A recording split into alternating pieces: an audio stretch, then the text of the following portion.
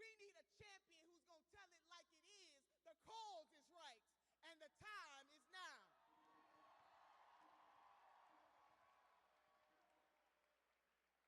Senator Sanders is not progressive when it's convenient. Can I get an amen? The cause is right, and the time is now. Senator Sanders does have a plan to lift everybody in this country, and he fully understands. Sisters and brothers, I've traveled all over this country, both for the senator and with the senator, and I can tell you when he was in Baltimore with Dr. Jamal Bryant and walking those streets in the African-American community to see where the tragedy happened against Brother Freddie Gray, Senator Sanders didn't shrink from that. People were lining up, everyday people saying to Senator Sanders, we need jobs. We believe in you. Thank you for making this run. And during that meeting with the African-American ministers, they were talking about not only the fact that black lives matter, but black prosperity matters, black uplift matters. The cause is right, and the time is now. Senator Sanders stood up when he didn't have to stand up as a young man. The way to define the character of a person is what they do when the cameras are not on, what they do when they don't benefit from it personally. He is a champion for civil rights and social justice in this country. The time is right, and the cause is now. Senator Sanders understands that we as a country, black, white, Asian, Native American, young, seasoned, Muslim, Christian, Jew, Gentile, atheist, all of us together. All of us together. All of us together. And when he talks about running for president of the United States of America, you don't hear him say the word I, he says we. This race is about us, we the people, and we need a champion like Senator Bernie Sanders. And to my sisters in the audience, it's been a long time coming, but we deserve our whole damn dollar. Say whole damn dollar.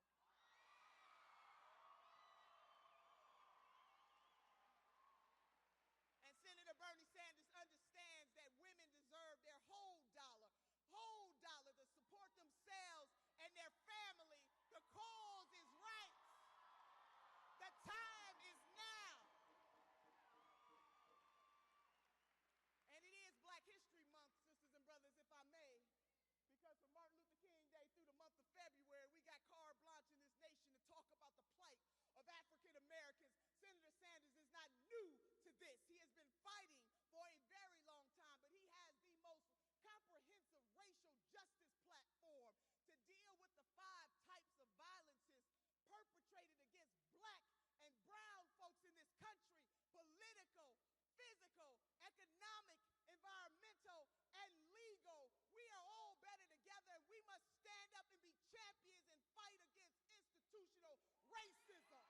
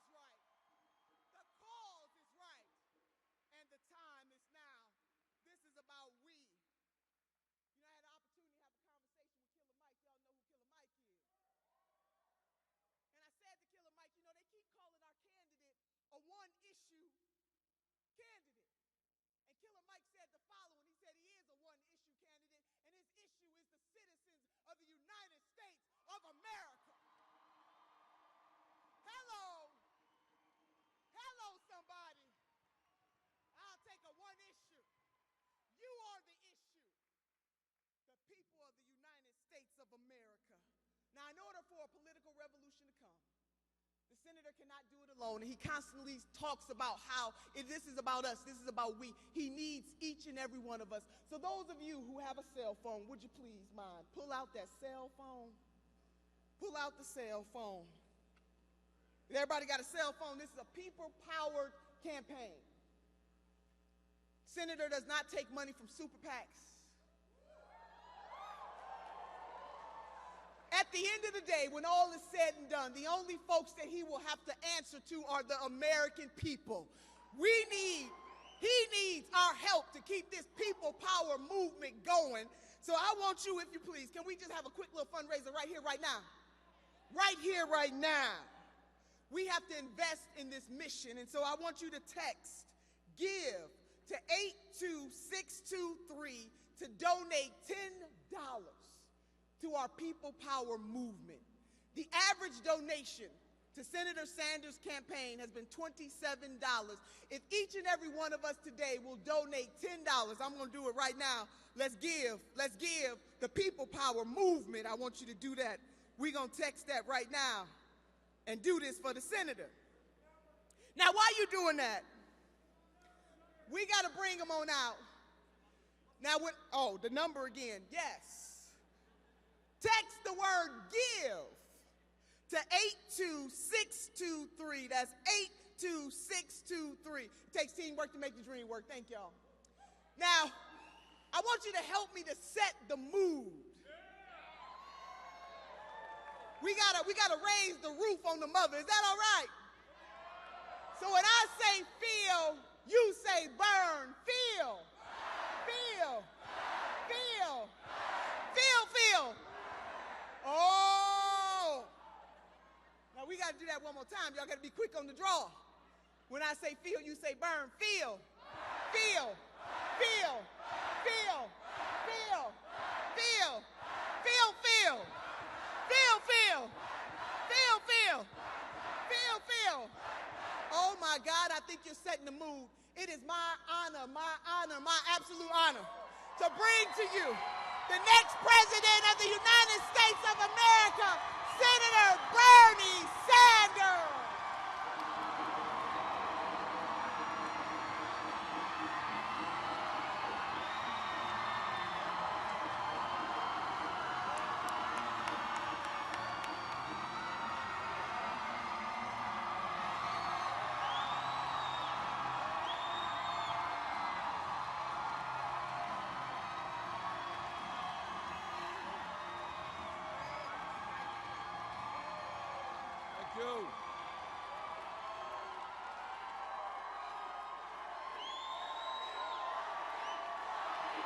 Thank you.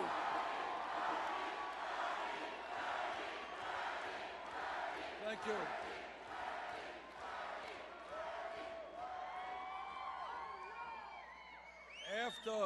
After those remarks by Senator Turner and the field of burn, it feels very warm in this room, I'll tell you that. Well, I want to thank Senator Nina Turner not only for her support in this campaign, but for her years of work on behalf of working people, a fight for racial and social justice.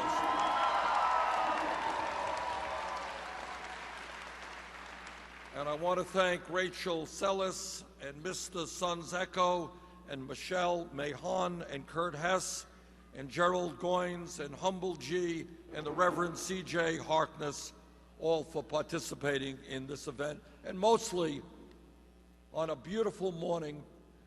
That was a joke, it's not a beautiful morning. I want to thank all of you for coming on out to discuss some very serious issues. You know, as Senator Turner indicated, what this campaign is about is taking a hard look at where we are and where we want to go. And one of the differences, I think, in this campaign between my opponents and me is I believe that our nation, when we stand together, when we don't allow the Donald Trumps and others of this world to divide us up, I believe that there is nothing that we cannot accomplish.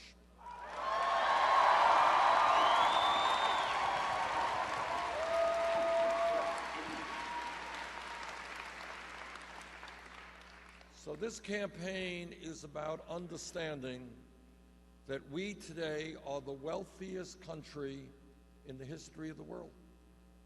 But most people don't know that. And they don't know that because they're too busy working 50 or 60 hours a week to know that almost all of the new wealth and income being created is going to the top 1%. So what this campaign is about is not only asking people to envisage a new America, but also to understand that no president, not Bernie Sanders or anybody else, can do it alone. And this is what Senator Turner was talking about. Every person in this room is enormously powerful if you choose to use your power.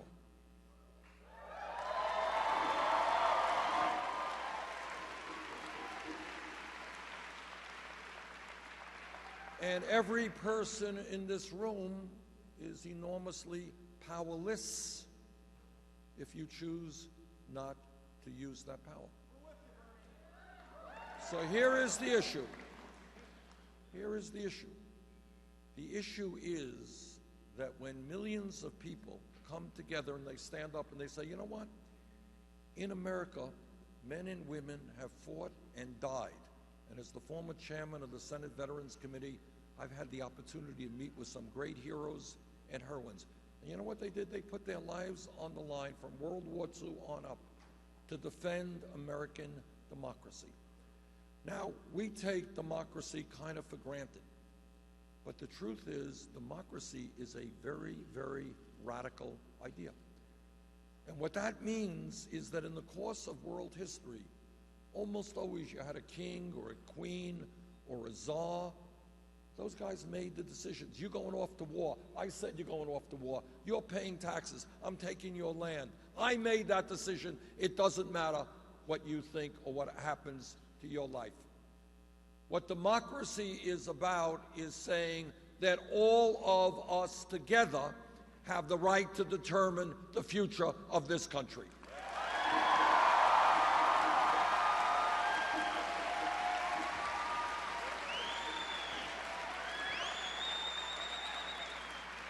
But in the last election in November 2014, 63% of the American people didn't vote. 80% of young people didn't vote.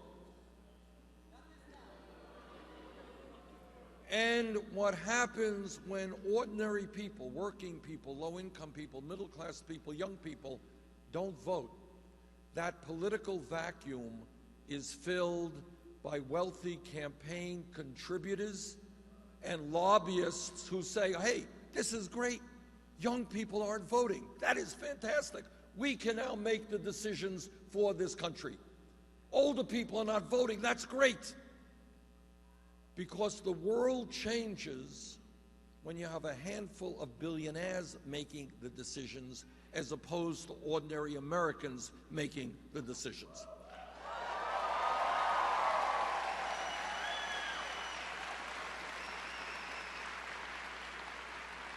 So what this campaign is about is calling for a political revolution. And what that means is no president, not Bernie Sanders, not anybody else can do it alone. Why is that? And I'll tell you why. And this is a truth that many politicians will not tell you. The truth is that Wall Street, corporate America, the corporate media, large campaign donors have so much influence over the political and economic system of our country today that no president, not the best intentioned in the world, can take them on. The only way we take them on is when millions of people, black and white and Latino and Native Americans and Asian Americans, gay and straight, men and women, when people stand up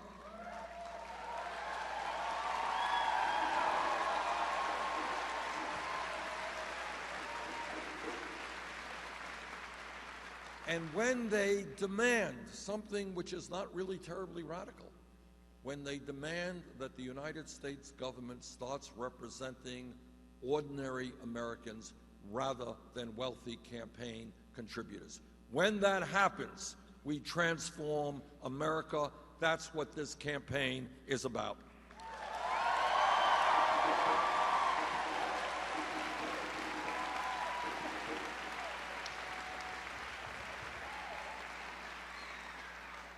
Now, over the last 9.5 months since we began this campaign, a lot has changed. When I began the campaign, what the pundits were saying, well, they say, Bernie, you know, you comb your hair really great. You wear your GQ outfit here. You have all the requirements to be the president. But two things. Number one, to run for president in this day and age, you need a huge, and I say huge, amount of money. Just need hundreds of millions of dollars, if not more than that. We made a decision early on, a very important decision, which distinguishes my campaign from my opponent's campaign. And what we said is, we do not represent the billionaire class. We do not represent corporate America. We do not represent Wall Street. We do not want their money. We are not going to have a super PAC.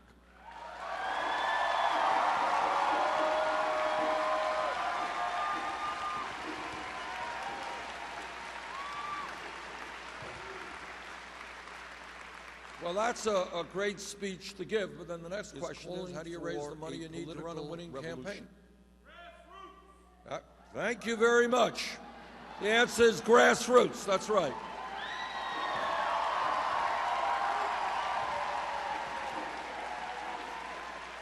So we did something that is unprecedented in politics today. What we said is, look, we're not going to go to billionaires' homes and raise millions of dollars. We're going to ask middle class and working families of this country for the help. And you know what's happened in the last 9 months? We have received over 4 million individual contributions.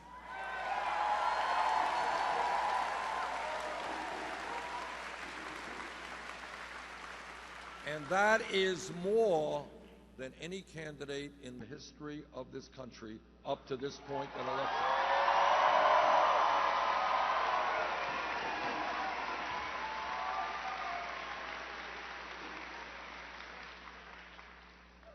And do you know what the average campaign contribution is? It's a great university, very smart people.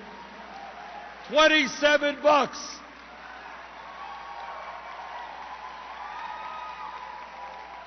And all of the political geniuses out there, they're figuring out, they say, how could it be? How can you actually run a winning campaign with an average contribution of $27? But I think what people are saying is, not only are they supportive of what we're fighting for, but they're saying something else. They're saying we're going to do everything that we can to make sure that billionaires do not buy elections in the United States of America.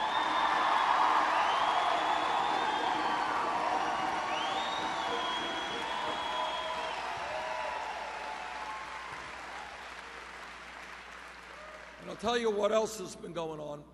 When we began the campaign, we were at 3% in the polls. Very few people outside of my own state of Vermont actually knew who I was, let alone what we were fighting for. We have come a long way in the last 9 months. In the last week or so, there were 3 national polls that actually had us in the lead.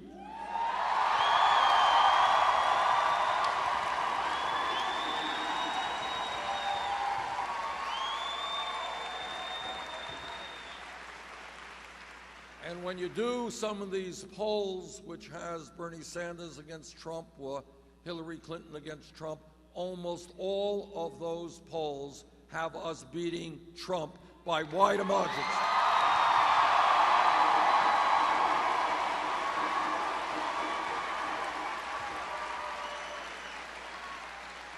Now, Ohio, as you all know, is one of the important political states in this country.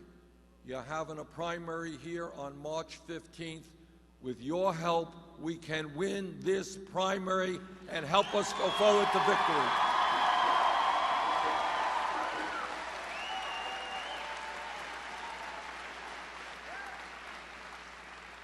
Now, I think the reason that we have come so far and are doing so well is pretty simple. We're doing something very, very radical.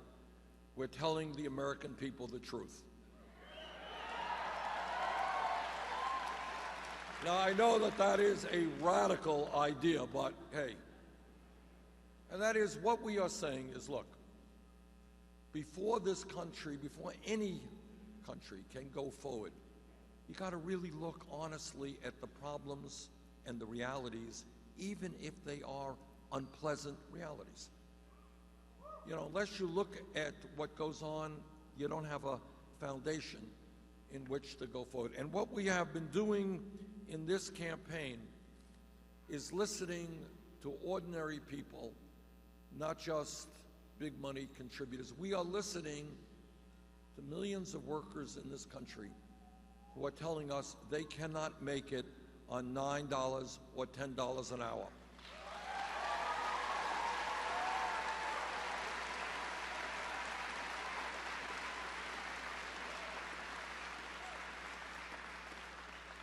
And I have been proud to be out on picket lines with fast food workers who are saying just that, saying, you know, we have families to raise. We can't do it on $10 an hour. We need decent health care. And I have been proud to stand with them in the fight for $15 an hour and the right to organize a union.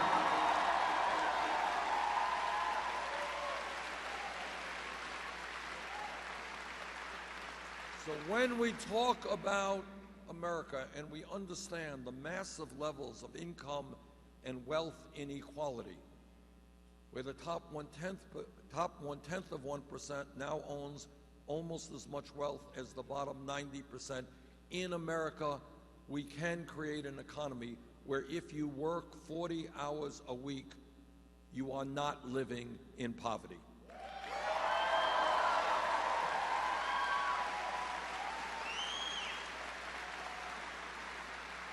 And in the wealthiest country in the history of the world, we should not be having millions of senior citizens and disabled veterans trying to scrape by on $11,000 or $12,000 a year Social Security.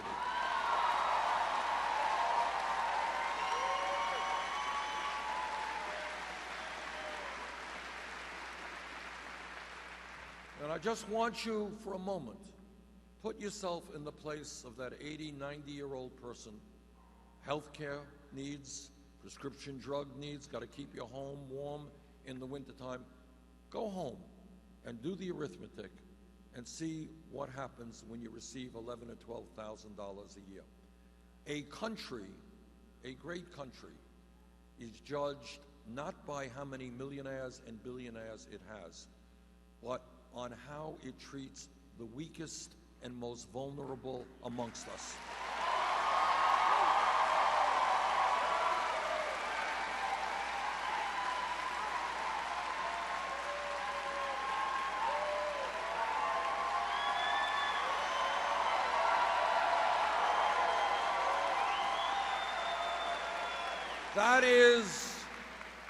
That is what a great nation is about, and that is what every religion in the world, Christianity, Judaism, Islam, Buddhism, that's what they tell us. What they tell us is that morally we cannot be human beings if we turn our backs on people sleeping out on the streets or children who are hungry.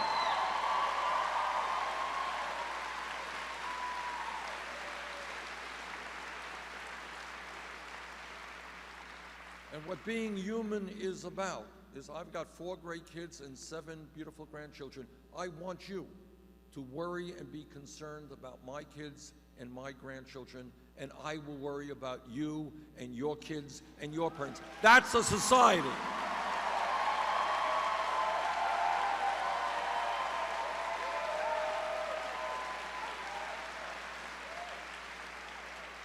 And as I go around the country and I talk to young people, what they are saying is, why is it that we are leaving college $50,000, $100,000 in debt? Why is it we are being punished for what crime? The crime of trying to get a good education? We shouldn't be punished for that.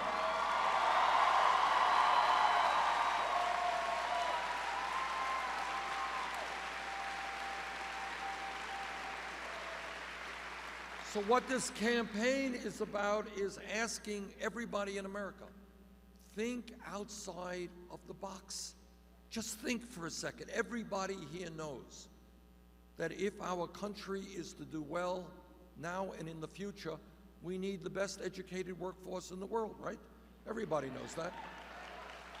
We want to encourage people to get a higher education. We want to make it easier for those people who are not going to college to learn how to become plumbers and carpenters and sheet metal workers. A lot of good jobs out there.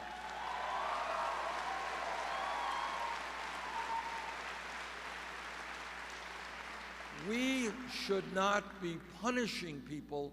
We should be rewarding people who want to get an education.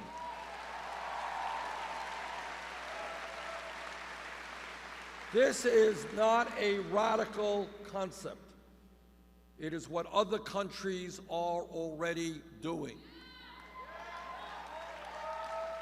You go to Germany, college education is free. I was at a meeting in Washington last year, and I was giving a speech, and I said, well, you know, in Scandinavia, by and large, college education is free. And some guy jumped up and he said, no, Senator, you're wrong. I'm from Finland, you're wrong.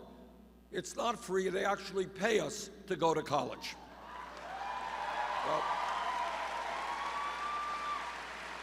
but here's the point. Thinking outside of the box. If we want a strong economy, I want to encourage people to get all the education they need without having to pay off student debt for the next 30 years.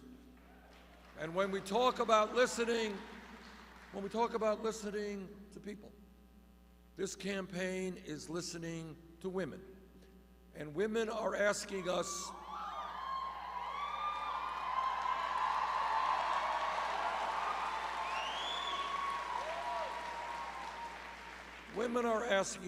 why is it that we make 79 cents on the dollar compared to men?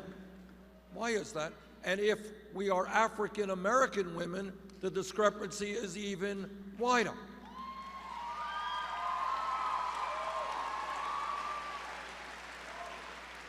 And that is why I know that every man in this room will stand with the women in the fight for pay equity.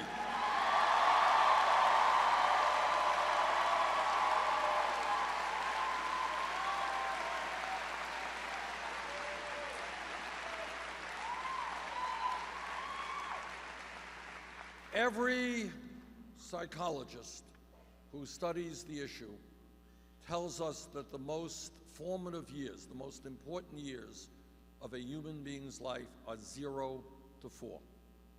That's when we develop emotionally and intellectually. And all over this country, moms and dads, they come up and they say, how does it happen that when those 4 years are so important, and we have to go out to work, mom is working, dad is working, why can't we find high-quality, affordable childcare?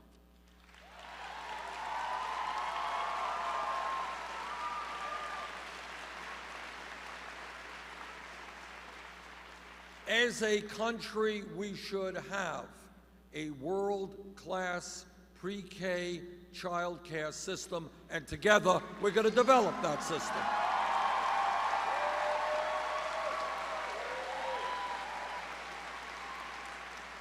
And to those of you who are in school right now, young men, young women, I hope that you will give some thought to going into childcare, to fighting to make sure that childcare workers have a career they're proud of, They earn good wages and good benefits for doing some of the most important work in America.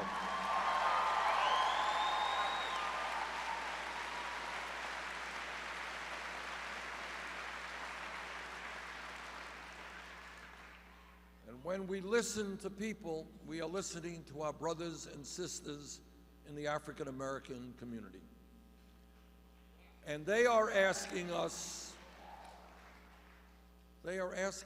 why is it that we see on television unarmed African Americans being shot by police officers?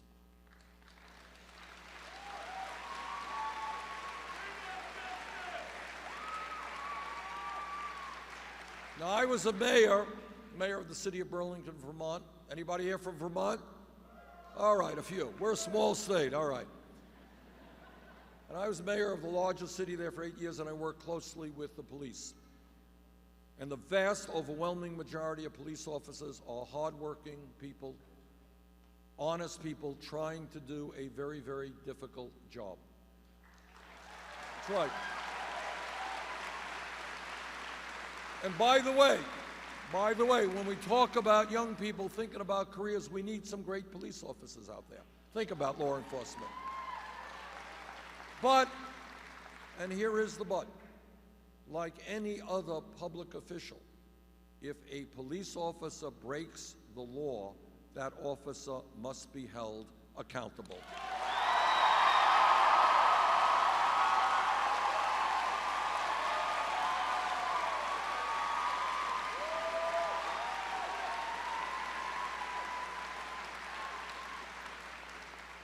I have talked to people in the African American community, people with PhDs, who say, you know, if I'm driving across the country, I get kind of nervous.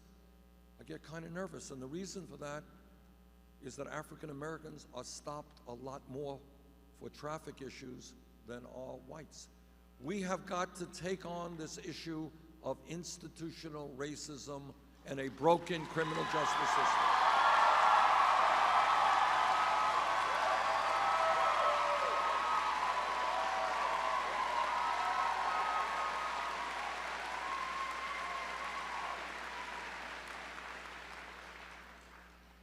That is why I believe, and again I speak as a former mayor, that we have to demilitarize local police departments.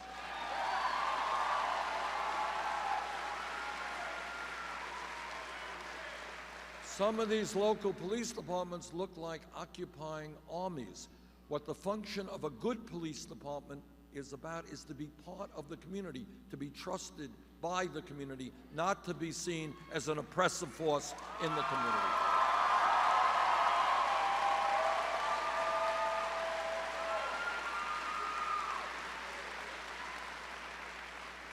And we need to make police departments look like the diversity of the communities they are serving.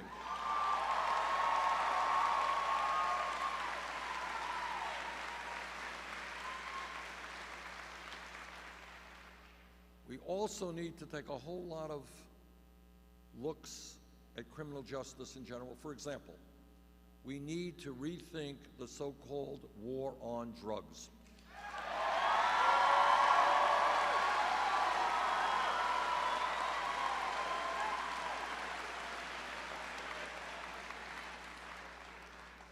Over the last 30 years, millions of Americans have received police records for possession of marijuana. Right now, under the Federal Controlled Substance Act, marijuana is listed as a Schedule I drug alongside of heroin.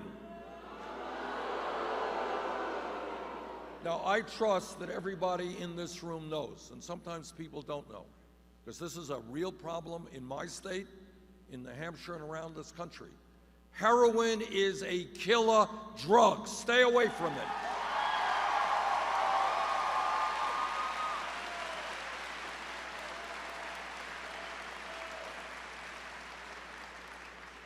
Now, there are people and scientists who argue the pluses and the minuses of marijuana, but no sensible person believes that marijuana is anything like heroin. And that's why I believe,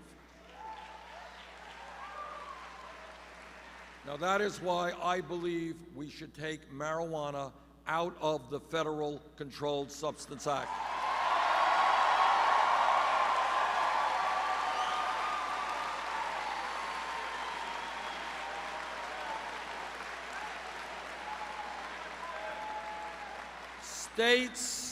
States have the right, the people in the states have a right to legalize marijuana or not. That's a state decision.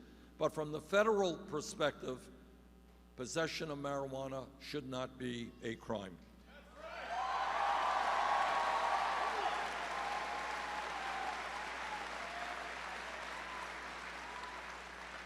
And when we talk about criminal justice, let me make some connections here.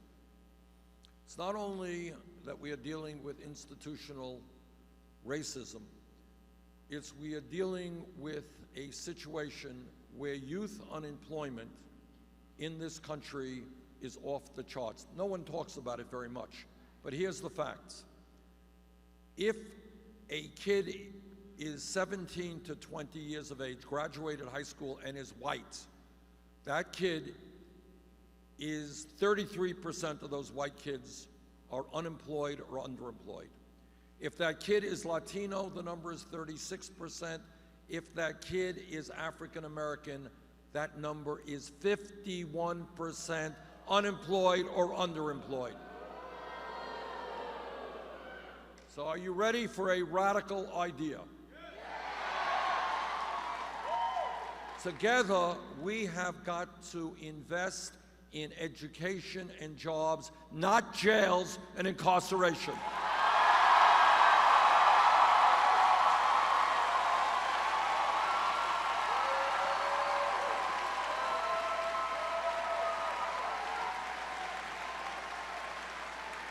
We are spending $80 billion a year to lock up 2.2 million Americans. In my view, it makes a lot more sense to send a young person to the University of Ohio than lock him up. It's a lot cheaper.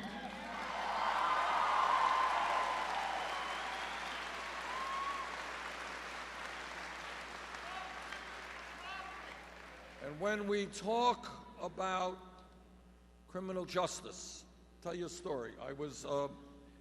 We did a meeting on this. Actually, Senator Turner was there with me. We did it in Iowa a couple of months ago. We had a couple of guys there, remarkable men, who had served prison time. And one guy said, you know, I was in jail, and then on one day somebody said to me, oh, by the way, you're going to be released tomorrow, and here's $75, lots of luck. He ended up back in jail. We need to understand that if we want to cut the rates of recidivism, we need to make sure that people have the education and the jobs they need to find the good life in civil society.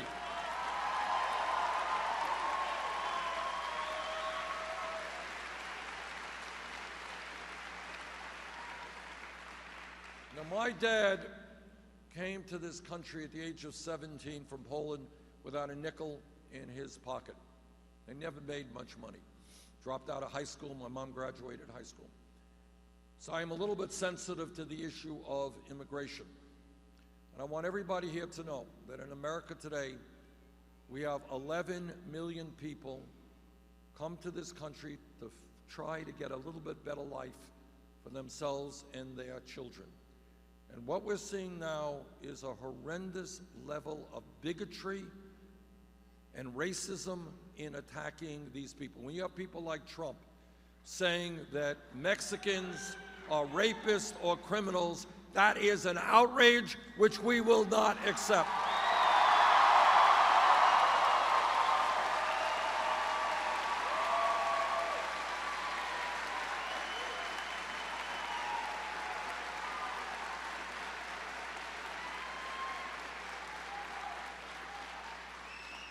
We need comprehensive immigration reform and a path toward citizenship for the undocumented.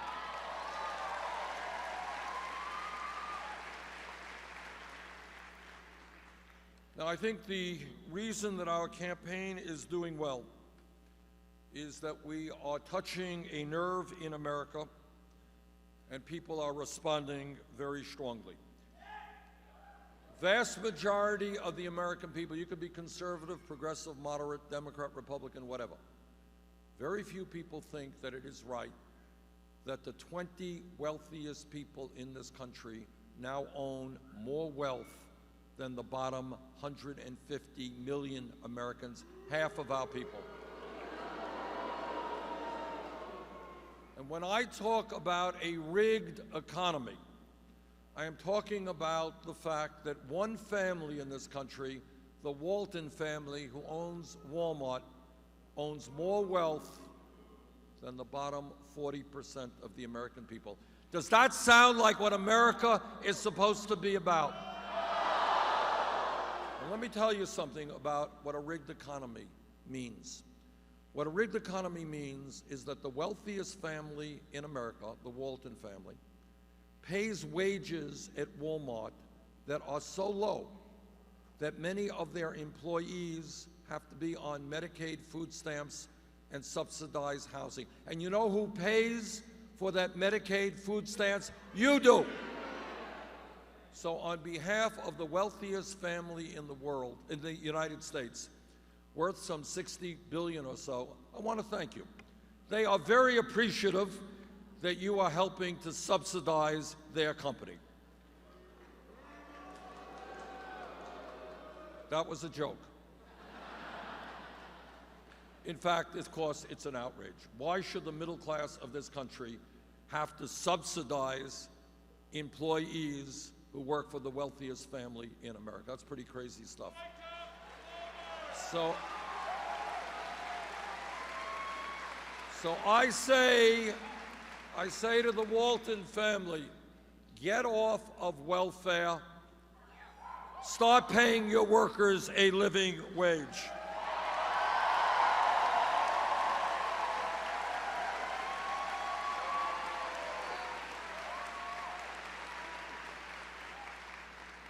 Now, when we talk about politics in America, you got a lot of Republicans running around the country talking about family values. They love families. You all know what they mean by family values. What they mean is that no woman in this room, in this state, in this country should have the right to control her own body. I disagree.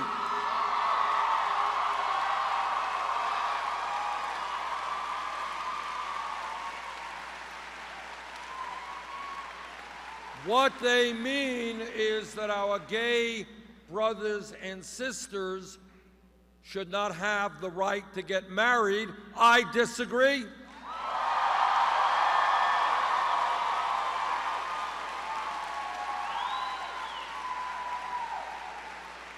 Now, I know I will not shock anybody when I suggest to you that on occasion there is a bit of hypocrisy in politics. I know you're all shocked to hear that. But in this issue, I think the hypocrisy reaches an all-time high, and this is why. You got Republicans running around this country, and they say, government stinks, government's the source of all evil, we hate government, we're going to cut Social Security, we're going to cut Medicare and Medicaid and the Postal Service because we hate government. But when it comes to a very personal choice that a woman may have to make, they love the government and want the government to make that choice for that woman.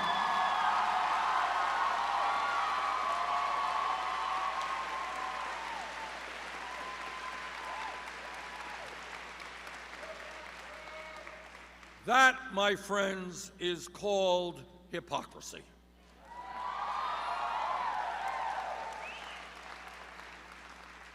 When we talk about the need to rebuild the middle class, we are talking about a massive federal jobs programs to put our people back to work. We should be hiring teachers, not firing teachers.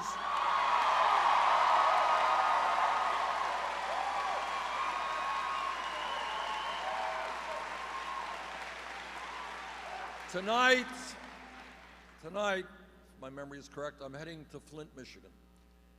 And it's not a meeting that I look forward to because I know what I'm going to hear because I've already spoken to people in Flint.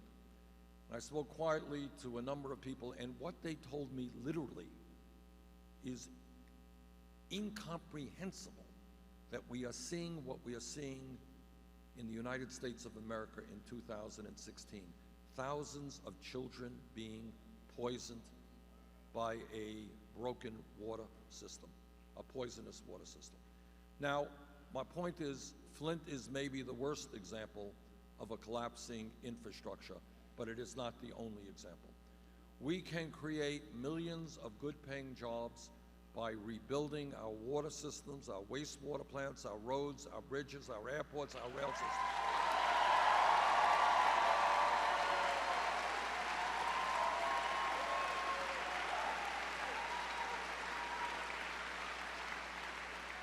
And the other thing that we have got to do is not only create jobs, because real unemployment in America is close to 10%, not 5%. The other thing we have to do is prevent the continued loss of millions of jobs because of our disastrous trade policies.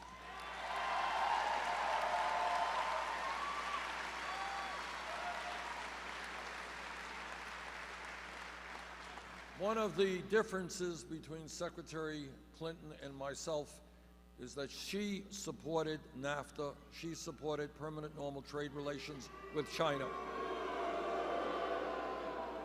I helped lead the opposition to those trade agreements. I was right, she was wrong.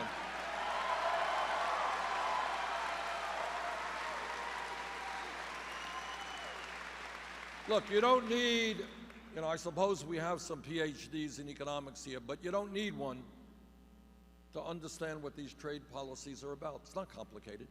You have a large corporation, and right now you're paying a worker in the United States 15, 20, 25 bucks an hour. You got to provide health care. You got to protect environmental legislation and regulations. Why would you want to do that when you could shut down in America, move abroad, pay people pennies an hour, not worry about unions, not worry about the environment, and bring your product back into America? That's what these trade agreements are, nothing more complicated than that. Since 2001, we've lost 60,000 factories in America, a lot of that having to do with disastrous trade agreements. If elected president, we will fundamentally rewrite trade agreements in this country.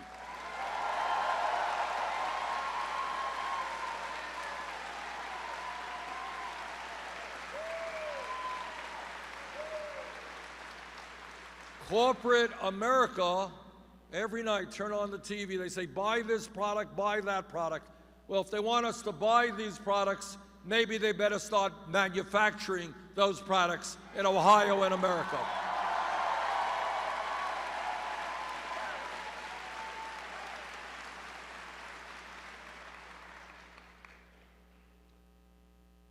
All of you are aware that as a result of the greed, recklessness, and illegal behavior, Wall Street drove this country into the worst economic downturn since the Great Depression.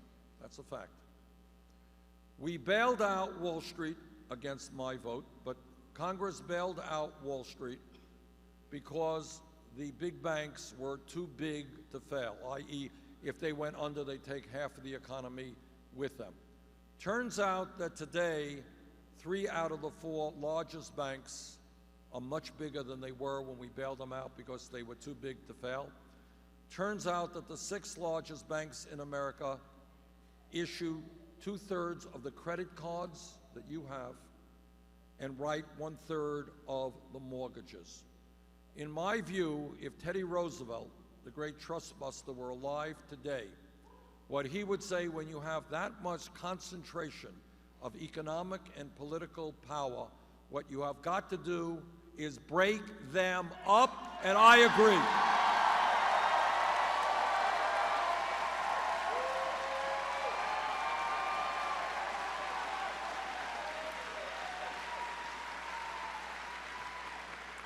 People often ask me, what Bernie, is the most important issue, and I can't give you one issue because they're all important, but this I will tell you. There is one issue that impacts all other issues, and that is a corrupt campaign finance system which is undermining American democracy.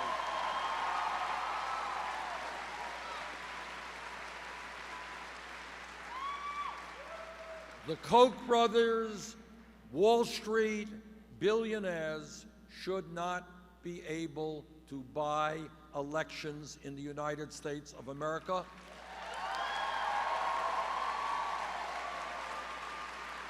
Together, we are going to overturn Citizens United.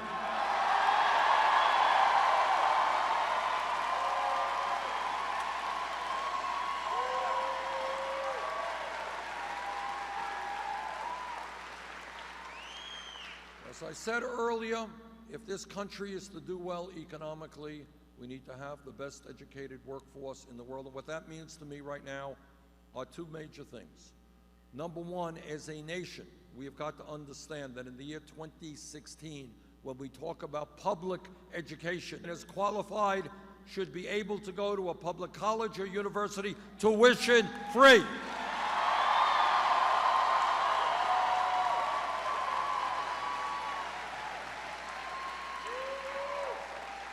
And second of all, we have got to deal with this crisis of student debt. Anybody here with student debt? All right, we have legislation that will significantly reduce student debt by allowing those with the debt to refinance their loans and get the lowest possible interest rates they can find.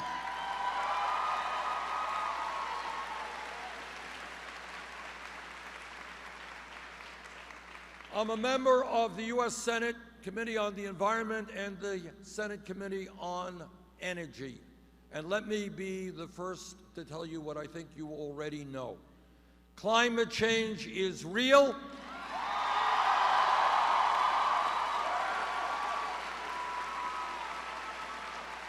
Climate change is caused by human activity, and it is already causing devastating problems in our country, all over the world.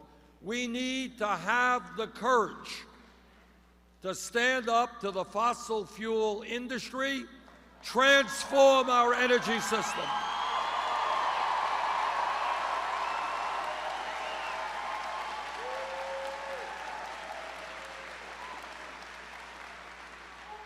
We cannot allow the fossil fuel industry to think that their short-term profits are more important than the kind of planet we're going to be leaving to our kids and future generations.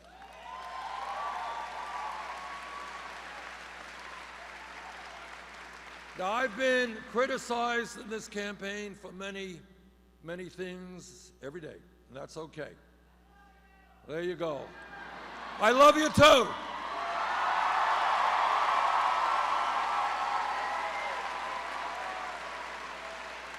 And here is one area that I have been criticized. Bernie, they say, why do you think the United States of America can do what every other major country on earth does? UK, France, Germany, Holland, Scandinavia, Canada. Why do you think that in America we can guarantee health care to all people as a right? Well, you know what? Let me be as clear as I can be. I believe that health care is a right, not a privilege.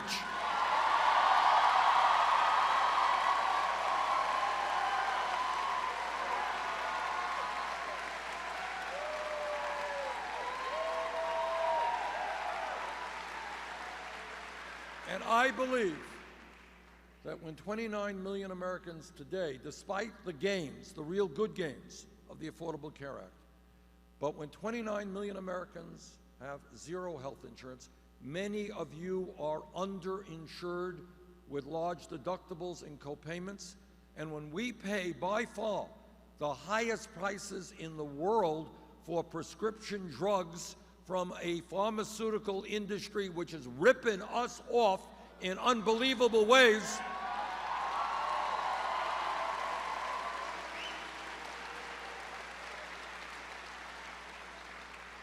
You want to hear crazy? This is crazy.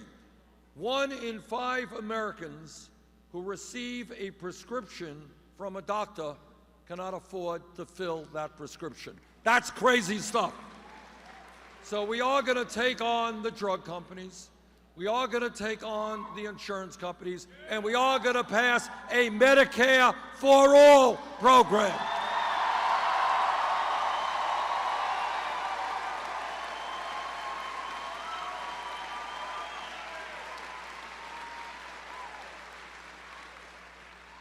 This campaign is not just about electing a president, although, of course, I'm here for that purpose and would appreciate your support on March 15th, but it is more than that. It is more than that. What this campaign is about is pushing forward for a political revolution which revitalizes American democracy, which demands that our government represents all of us and not just the 1%.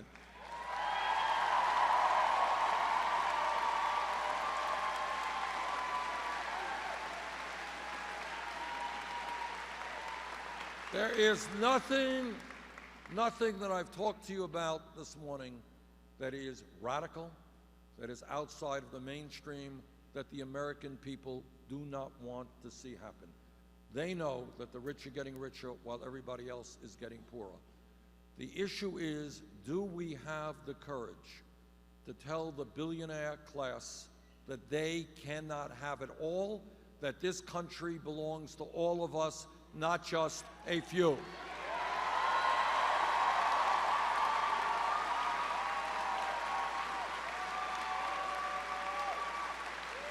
And if we have that courage, we're going to win here on March 15th, and together we're going to transform America.